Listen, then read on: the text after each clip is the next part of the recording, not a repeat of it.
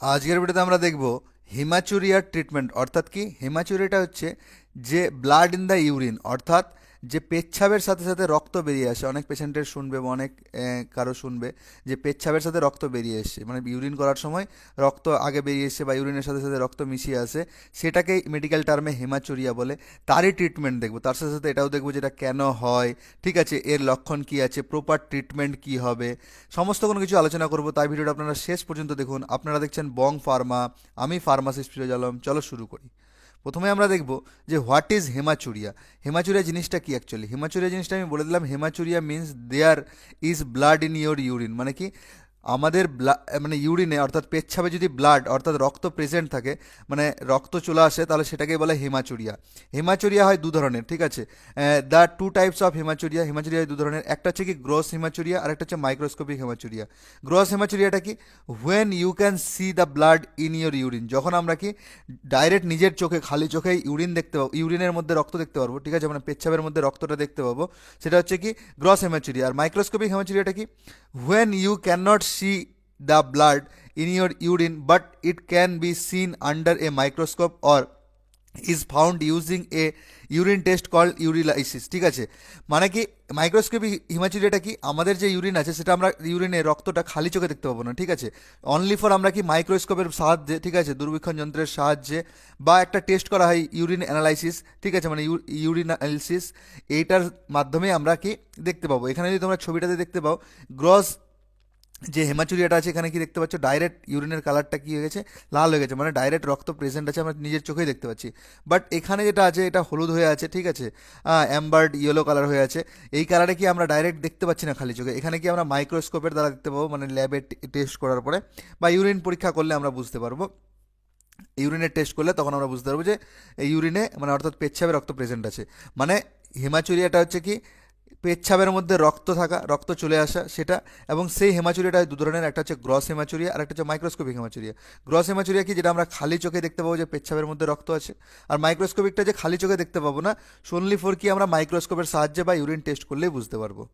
এই হলো তোমাদের হেমাচুরিয়া সম্পর্কে একটা ছোটো ধারণা। এবার হচ্ছে কি হেমাচুরিয়া কেন হয়, causes of haematuria. Haematuria mainly যে কারণগুলোর জন্য হয় সেগুলো হচ্ছে ইউরিনারি ট্র্যাক ইনফেকশন, মানে ইউটিআইয়ের জন্য হয়ে থাকে। কিডনি অ্যান্ড ব্লাডারে স্টোন, কিডনি এবং ব্লাডারে যদি স্টোন থাকে সেক্ষেত্রে হতে পারে। Nephrological conditions, bladder outlet obstructions, parasitics infection, certain medications, কিছু মেডিসিন আছে যেগুলো খাওয়ার ফলে হয়ে থাকে। এনলার্জ প্রোস্টেট, প্রোস্টেট বড় হয়ে গেলে। এক্সারসাইজ অ্যান্ড ডিহাইড্রেশন, এক্সারসাইজ করার ফলে এবং কি ডিহাইড্রেশন মানে শরীরে জলের অভাব হলে। রেয়ার কমপ্লিকেশনস, ক্যান্সার ট্রিটমেন্ট যদি কারো চলে তাহলে সেক্ষেত্রে হতে পারে। Kidney, prostate and bladder cancer হয়ে গেলে এই আমাদের পেচ্ছাবের মধ্যে রক্ত দেখা যায়। এরপর আমরা দেখবো সিমটম। সিমটম দেখো, মেন সিমটম তো হচ্ছে কি যে নিজের চোখে যদি পেচ্ছাবে ইউরিনের মধ্যে মানে নিজের পেচ্ছাবে রক্ত দেখে নেওয়া, তাহলে সেটা। এছাড়াও যেগুলো সিমটম হয়ে থাকে সেটা হচ্ছে কি অ্যাবডোমিনাল পেট, মানে লোয়ার অ্যাবডোমিনাল যেটা আছে সেটা পেন, মানে পেট ব্যথা করবে, ঠিক আছে। ফিভার, যদি কোনো ধরনের ইনফেকশন থাকে তাহলে জ্বর আসবে। আর কি pain in the side of flank. Flank হচ্ছে কি এই কোমরের এই জায়গাটা, ছবিতে তোমরা দেখতে পাচ্ছ, একটু জুম করে দেখে নিও বা পজ করে। একদম কোমরের যে হিপের উপরে জায়গাটা আছে, কোমরের একটা সাইডে যেখানে কিডনি থাকে, ঠিক আছে, সেই জায়গাটাতে যদি ব্যথা করে সেটাকে, সেই এরিয়াটাকে বলে ফ্ল্যাঙ্ক, সেই এরিয়াটা ব্যথা করবে, ঠিক আছে। এবার এছাড়া আমাদের কিছু জিনিস নোটিস করতে হবে, সেটা হচ্ছে কি পেনফুল ইউরিনেশন, ঠিক আছে, যখন পেচ্ছাপ করবে তখন জ্বালা করবে, প্রচুর ব্যথা হবে মনে হচ্ছে। অ্যাবডোমিনাল আর ফ্ল্যাঙ্ক পেন, বললাম তো, পেট এবং যে কোমরের উপরের যে জায়গাটা আছে, জায়গাটা কিডনির থাকে, সেই জায়গাটা ব্যথা করবে। Fever and chills, fever and chills মানে জ্বর এবং ঠান্ডা কখন লাগবে, যদি ইফ ইনফেকশন ইজ প্রেজেন্ট যদি থাকে তাহলে।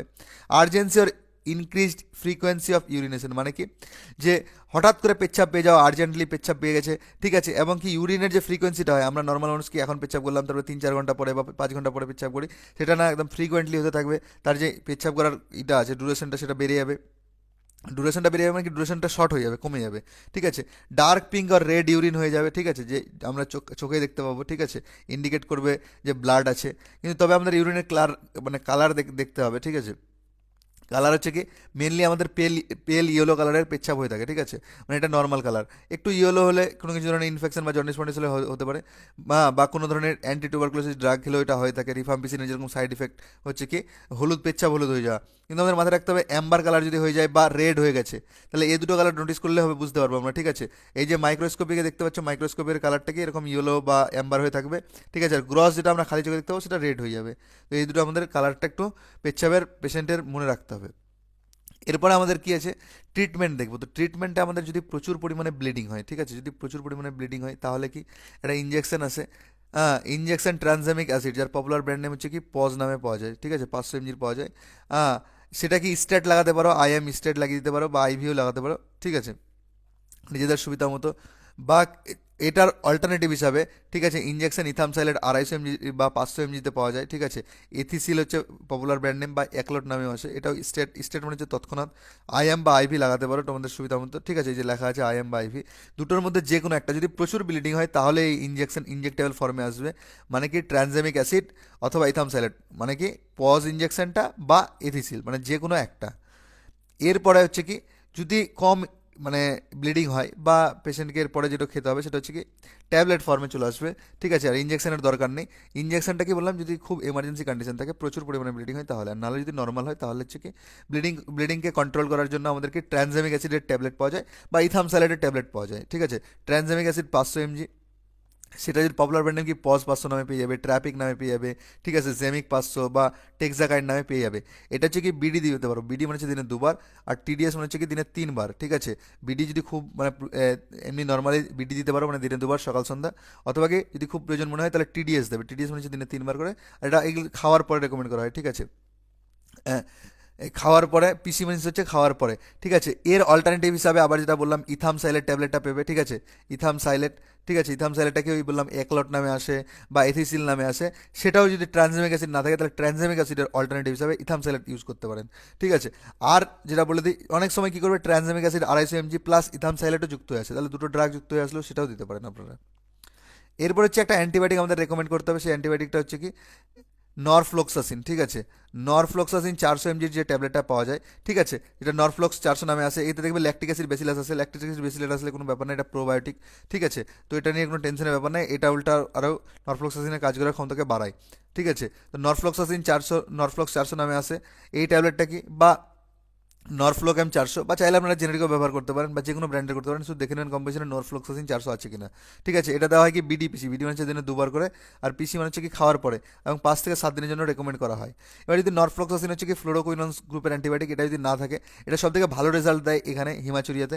তবে যদি না থাকে তাহলে এর পরিবর্তে লেভোফ্লোক্সাসিন, ঠিক আছে, বা ওফ্লোক্সাসিন আপনারা ব্যবহার করতে পারেন, মানে কি এলসিন 500 বা ওফ্লক্স 200, ঠিক আছে, লেভোফ্লোক্সাসিন 500। যদি নাও থাকে একারোতে সিপ্রোফ্লোক্সাসিনও ব্যবহার করতে পারেন, ঠিক আছে, কাজ করবে।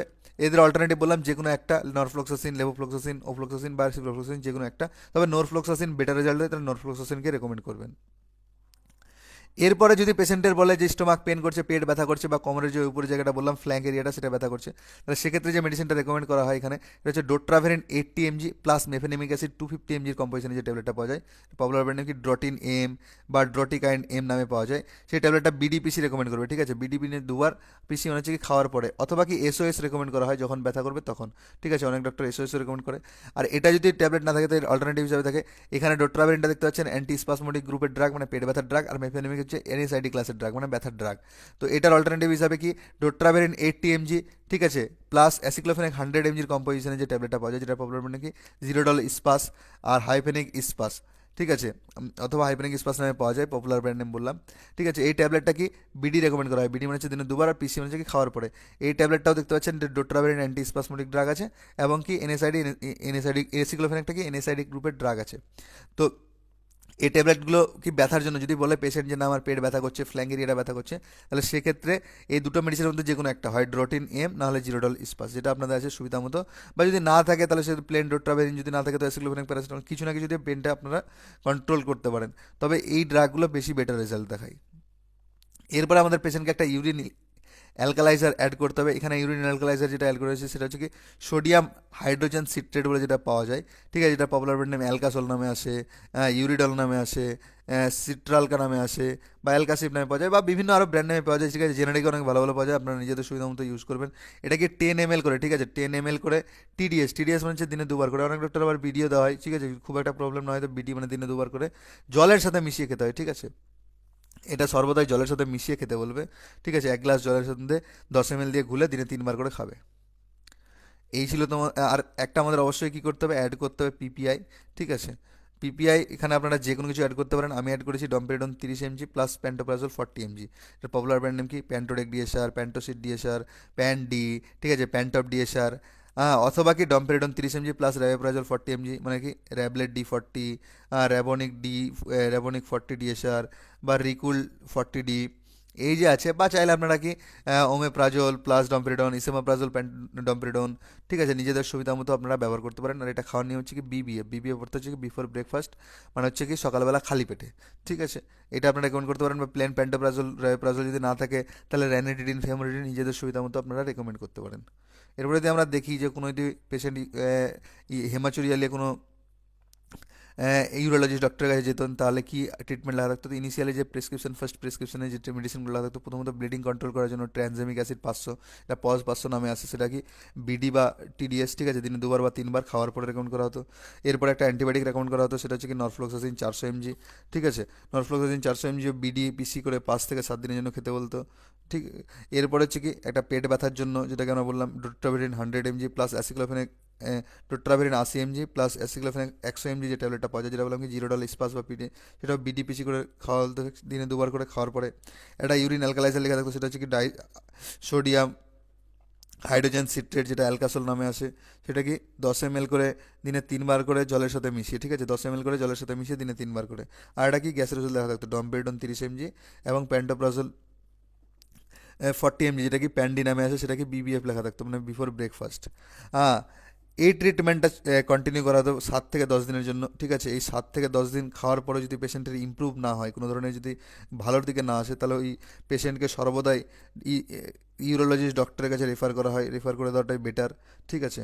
যদি কোনো ধরনের ইমপ্রুভমেশন না আসে তাহলে অবশ্যই আপনারা যারা গ্রামীণ চিকিৎসক আছেন বা প্র্যাকটিস করছেন, ঠিক আছে, পল্লী চিকিৎসক, তারা অবশ্যই এটাকে পেশেন্টের কাছে রেকমেন্ড করে দেবেন।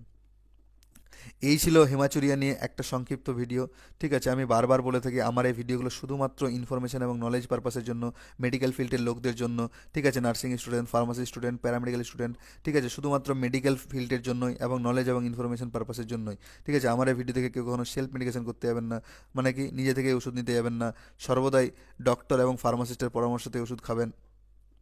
এবং আপনার যদি এই ভিডিওগুলো ভালো লেগে থাকে, যদি আপনার এই যে পিডিএফগুলো দেখে আমি পড়াই, সেই পিডিএফগুলো যদি নেওয়ার ইচ্ছা হয়, তাহলে অবশ্যই আমাকে এই হোয়াটসঅ্যাপ নম্বরে টেক্সট করতে পারেন, ঠিক আছে। তবে অবশ্যই এই পিডিএফগুলো পেড ভার্সনে, মানে আপনাকে পেমেন্ট করে নিতে হবে, মানে টাকা পে করে নিতে হবে, ঠিক আছে। অথবা অথবা যদি যে কোনো কাজে যদি আপনার মনে হয় যে না আমার সাথে কন্ট্যাক্ট করা দরকার, তাহলে এই নাম্বারেই হোয়াটসঅ্যাপ করবেন, কল করবেন না, শুধুমাত্র হোয়াটসঅ্যাপই করবেন। এবং এই ভিডিওটা যদি আপনার ভালো লেগে থাকে তাহলে অবশ্যই একটা লাইক দিয়ে যাবেন, ঠিক আছে। যদি কিছু আপনার বলার মতামত থাকে বা আমার কিছু ছেড়ে থাকি, তাহলে অবশ্যই কমেন্টের মাধ্যমে জানাবেন। যদি ভিডিওটা কারো প্রয়োজন মনে হয় তাহলে অবশ্যই তার সাথে শেয়ার করবেন ভিডিওটা। এরকম ভিডিও যদি আপনি আগামী দিনে আরও পেতে চান তাহলে অবশ্যই ভিডিওটাকে সাবস্ক্রাইব করে রাখবেন চ্যানেলটাকে, ঠিক আছে। আর ভিডিওটা শেষ পর্যন্ত দেখার জন্য আপনাকে অসংখ্য অসংখ্য ধন্যবাদ। Thank you so much.